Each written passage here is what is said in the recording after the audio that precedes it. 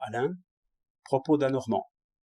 Il est très sot de ne pas vouloir que les vrais amis se fassent des cadeaux. J'en conviens. On repousse les bienfaits d'un ennemi. Pourquoi? Parce qu'on ne veut pas penser à lui avec plaisir. On ne recherche pas les bienfaits de ceux qu'on n'aime point. Pourquoi?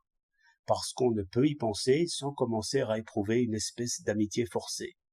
Or, jamais un esclave n'a aimé à plein cœur, même le meilleur des maîtres, parce que l'esclave n'a pas choisi son maître. Et quand on reçoit d'un ami choisi, le bienfait n'est plus alors qu'une occasion de penser à lui.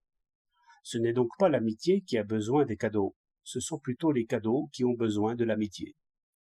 Mais les passions ne sont jamais simples, ni pures de toute sottise.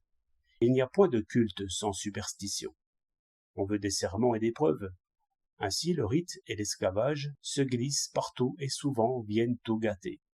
Qui voudrait d'un sentiment forcé? Personne n'en voudrait. Il faudrait donc savoir attendre.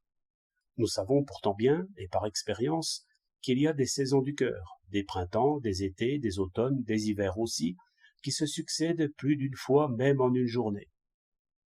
Mais, comme nous voulons des fleurs et des fruits en hiver, ainsi il nous faut des sourires à toute heure.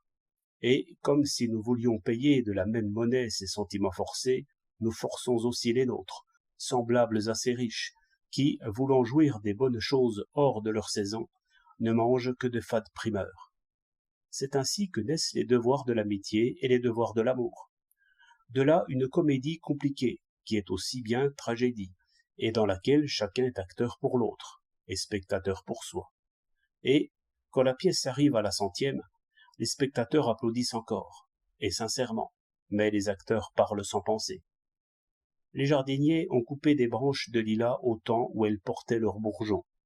Maintenant, ils les exposent à une chaleur humide, dans des chambres closes, et ils les font fleurir. Voici les fêtes de l'amitié. C'est le temps des souhaits forcés et des cadeaux forcés. Tous ont prudemment coupé les lilas avant la fleur, et travaillent maintenant à les faire fleurir. Car nous sommes d'habiles jardiniers, et nous savons bien que nous vendrons plus de bouquets à la Saint-Henri qu'à la Saint-Éloi. 28 décembre 1907.